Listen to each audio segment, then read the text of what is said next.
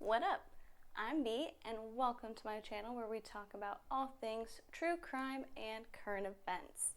And this is going to be another episode of Crafty Crimes, where we talk about something going on in the true crime world and do a craft together, which is more often than not crocheting, because that's one thing that I'm actually kind of good at. So, thank you for joining me today. We're going to be talking about this is a very serious topic, but it's also something really interesting. So let's just go ahead and get into it. If you don't know, there is a man named Samuel Little. He is 79 years old and he is from Reynolds, Georgia. And he is on track to become America's most prolific serial killer. And if everything comes to fruition, if he has committed all of the murders that he claims he has, he will definitely be kind of pushing Henry Lee Lucas out of the picture for being known for that. So, what's his story? How did this all start? Well, Samuel Little was arrested in 2012 on a drug charge, but this was not his first arrest. He has been arrested for things like attempted rape, and he even was tried for murder. But he didn't really spend a ton of time in jail. He never was convicted for the murder charge before. So it's interesting. Let's go ahead and get into how all of this started. But before I do talk about the actual murders since this arrest, I'll tell you about two of the previous times that he was arrested. In 1979, he was arrested for the attempted rape of Pamela K. Smith. And Smith abducted her and took her in his car. She eventually escaped and she was found banging on somebody's door. This happened in St. Louis, and she was naked and had electrical cord tied around her hands. She was banging on the door, freaking out. Eventually somebody answered or found her. They're not really super clear on that, but they eventually, interviewed her, went back to Samuel Little's car, and that's where they found her clothes. So he was arrested, he was tried, and then he was convicted, but he only served 3 months for the attempted rape. And I'm kind of thinking that this sentence was so lenient because Pamela Smith was reported to be a heroin addict, and she had a history of not appearing in court when she was supposed to. So that was one of the first big crimes he was arrested for. It seems like when he was younger he had trouble with authority, so he probably got, he was in a juvenile detention center for a little bit, but this was one of his first big crimes that he was actually tried for. And then a second example of one of his crimes is in 1984, he was tried for the murder of Patricia Ann Mount. He was acquitted by the jury, but he has since confessed that, yes, he did do that murder. He committed it. He's taking credit for it. But it's really sad. He was acquitted by the jury. He never served any time for this, but even though he went to trial for it, and he had the history of violent crimes. But something especially sad about this case is that Patricia Ann Mount was reported to have an IQ of 40, and she was actually a resident of the Sunland Training Center, which is a facility for those with mental disabilities. And so, I don't know, it makes you wonder, because here's the thing. He has a history of violent crimes and not serving time, or not serving enough time, or not being convicted of those crimes. And why do we think that is? First girl was addicted to heroin. Second girl was mentally disabled. We'll get into that later. So, even though he has been arrested on violent crimes before, never really served any, it's not a significant amount of time, why was this arrest different? Why was this drug charge different? Because This time, when they arrested him, they found his DNA to be a match to the DNA found on the crime scenes and on the victims of 3 women who were murdered in LA in the 1980s. And when he was first approached about this, he denied the whole thing in court. He's like, I didn't do it, like screaming in front of these women's families. He didn't do it, he's not responsible, denied the whole thing, but he was sentenced to 3 life sentences without the chance of parole. And since that happened, it got a lot of people in the Justice Department thinking, okay, he's been arrested plenty of times before, he has been convicted of these murders. I bet there's more to it. He's gone all this time since the 80s. It's like 40 years. Oh my gosh, it's like 40 years that he's gone without being convicted of these murders. There's something more to it. So Christine Palazzolo, she works for VICAP. She decided to look into the National Crime Database just to see if there was anything else that looked like a fit, that looked like it matched. And she found something. So she ended up teaming up with a man from the Justice Department and a man who is a member of the Texas Rangers, and they went to go see Little to ask him about it.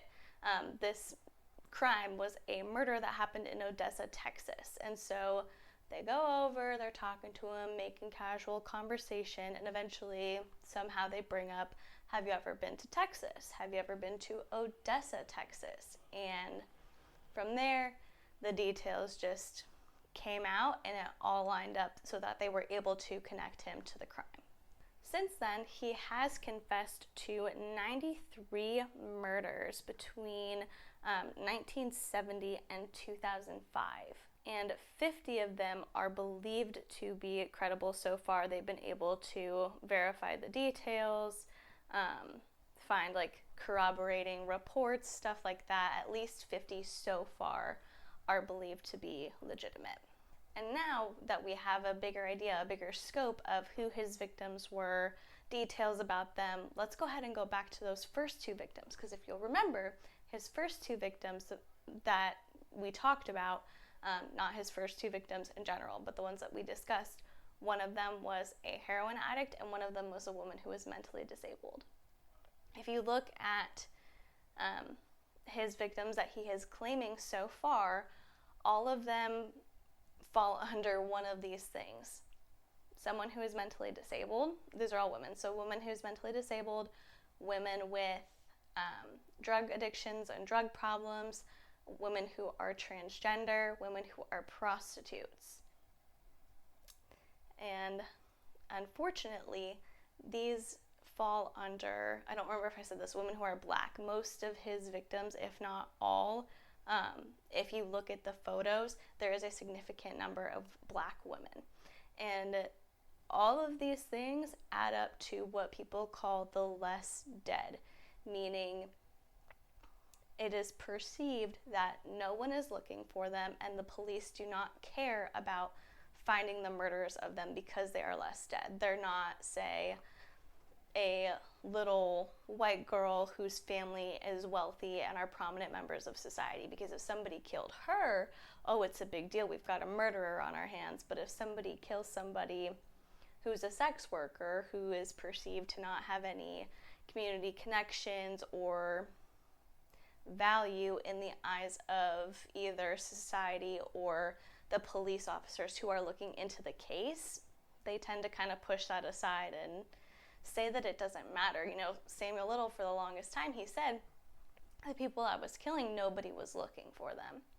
However, we since have come to find out that people were keeping track. There's been some pretty good detective work, and while they weren't able to find out that he murdered these women initially, if you look back at the reports, it seems that a lot of the investigators and police officers were actually doing a good job of getting the details, finding witnesses, and keeping track of the stories, even if they couldn't find the murderer. Now, like I said, a lot of his victims were considered to be women who were less dead, and there is one story in particular that I want to talk about that I will read from the FBI website, and it is the murder of a woman named Mary Ann. Now, Marianne was a transgender woman that he strangled to death, because that's his MO, is strangling. And what the police have done basically is they have recorded his confessions, and they're putting them up on their website so that way people can look at them. And I think the hope is to maybe hear the story, prove that he is coming up with these details on his own. I don't think it's to benefit anybody other than covering themselves to say no, we're not forcing these confessions on him, this is what he said. So let's go ahead and read just from the FBI's website the 1971/72 murder of Marianne. Little recounted that in 1971 or 72, he met an attractive 18 to 19-year-old transgender woman in Miami, Florida. Little recalled her name was Marianne, or Mary space Ann. Little said that Marianne was between 5'6" to 5'7" and approximately 140 pounds. Little first met Marianne at a bar known as the Pool or Pool Palace near 17th Avenue in Miami. A few days later, they met again at a bar in Overtown, where Little offered to give her a ride home. Little stated that Marianne lived with several other roommates between Brownsville and Liberty City. When they arrived there, one of Marianne's roommates asked them to go buy a can of shaving cream, so they returned to Little's car, a gold four-door Pontiac Le Mans, and Little drove Marianne north on Highway 27 and killed her on a driveway, possibly near a sugarcane field. Then he drove her further down Highway 27 into the Everglades and turned down a dirt road that led to a river or a swamp. Little dragged Marianne's body approximately 200 yards into the thick, muddy water. He does not believe the body was ever found. And so that's the FBI's summary of what happened. You can also, like I said, there are videos of the confession, so you can go watch it. There will be a link below because I'm going to link my sources for this, but it's really unsettling to watch these videos because he is talking about it so casually. He's like, oh yeah, we met here, this is what she looked like, this is what we did together. Literally, it's like he's telling you about a date he had that went moderately well. It's just super casual. And then when he starts talking about the actual murder, he gets pretty excited. He takes it it appears to be very lighthearted and oh, and then I did this, and then I dumped her, I threw her body out. It's just, ugh. I don't like it. I think they're recording him for a good reason, but I also think that him knowing he has this audience and being able to freely talk about these murders is getting him, it's just, he's way too excited about it. He's putting on a show. So, we have the murders that he was linked to because of DNA, and we have the murders that he has confessed to, just who knows why, but he's confessed to them, and the reason that they are being found so credible is, like I said, they match the police details, they match the reports, and he was even able to detail one of his victims, down to the last meal that she had, and it actually matched what the coroner said in the autopsy report were the contents of his victim's stomach. So you know that he has great memory, he can recall this, he appears to be very reliable, but his memory isn't perfect, especially with the fact that he's 79, these murders happened up to 40 years ago, so he doesn't have everything precisely as he should. And because of that, he has started drawing portraits. Now, this isn't the first time that his art has been incorporated or brought up in his crimes. In 1976, a nightclub owner reported seeing Little with one of the victims a few nights before she was murdered. And he didn't say he saw Little, but he said that the victim was with a man who said he'd like to paint a mural on the nightclub's wall.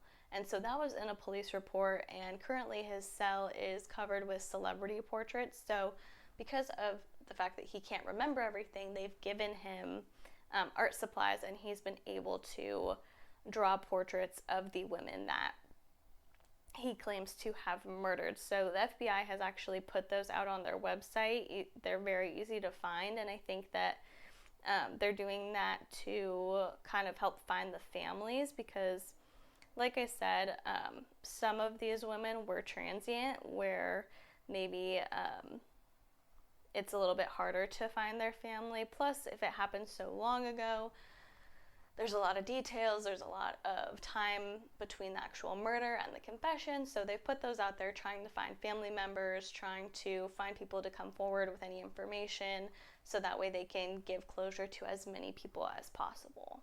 And like I said, they've been able to verify 50 of his confessions so far, but that doesn't mean that every single one of them is credible, and that doesn't mean that everyone is just taking this as face value. If you'll remember, like I said, Henry Lee Lucas is known right now as America's most prolific serial killer. He was a drifter. He claimed to have killed between 100 and 200 women, and when he was convicted, they went all in. They were like, yep, he did all of these, he did all these murders, he's the one responsible. But after he was convicted, a reporter started doing some digging and found that the details he gave didn't line up with where he said he was, and where records like food stamp records, like bills, where those say that he was at the time. So people are concerned. People want to make sure that this doesn't happen again, because he got a lot of notoriety, Henry Lee Lucas did. He got so much fame, and some people really got closure from thinking that he was the one who did that, when he ended up not. So they are worried that maybe he's giving all of these confessions just in order to, he knows that he's not going to get parole because of those first 3 murders that he was sentenced for. But a lot of times, if you are a very prolific serial killer, or you've committed a really bad crime, if you have possible other victims that you're not talking about, that they don't have evidence for, they will offer you exemption from the death penalty in order to talk. So people are definitely concerned about that, but it seems like he is just giving details on crimes that he has actually committed, because there are some instances where they'll be like, okay, well, what about this woman? This is what happened. Did you do it? And he'll say no. So hopefully he's not. It would be very, very sad if he was. It could cause a lot of harm to families who think that they're getting closure, and then it ends up just being a lie. But with all that being said, I want to know what you think of this. Do you think that he is finally confessing to all of this because he already knows he's going to be in jail for the rest of his life, and he either wants to relive it or make it as good as possible, where people are scared of him, where he's like, yes, I'm scary, I'm the boogeyman, I did all of these things? Or do you think that he knows he's going to be in jail for the rest of his life, and he wants to avoid the death penalty, so he's making it up in, probably same motivation, to avoid dying and to have a bigger rep? But do you think that he's just going along with it for fun? Do you think he's reveling in it? I don't know. Looking at those videos, I think he's just kind of at the point where he knows he's been caught, and he knows that they can't sentence him to anything worse, so he's gonna enjoy telling the story. But that's just my thought. Leave me a comment, let me know down below, and that's pretty much it so far for the story of Samuel Little. He has not been taken to trial yet on these. They're still trying to confirm victims, confirm dates and details, and get the entire case together, but they are working on it tirelessly, so I'm sure we will learn more as the case goes on. And with all that being said, I'm going to go ahead and let you go. Thank you so much for hanging out with me and diving into this true crime story. I would love it if you would like or subscribe to my channel, and if you have subscribed already, thank you so much. It means so much to me, and I love being able to just hang out with you and talk about whatever. All right, that's it, you guys. Go out there and be the voice of reason in a world full of crazy. Bye.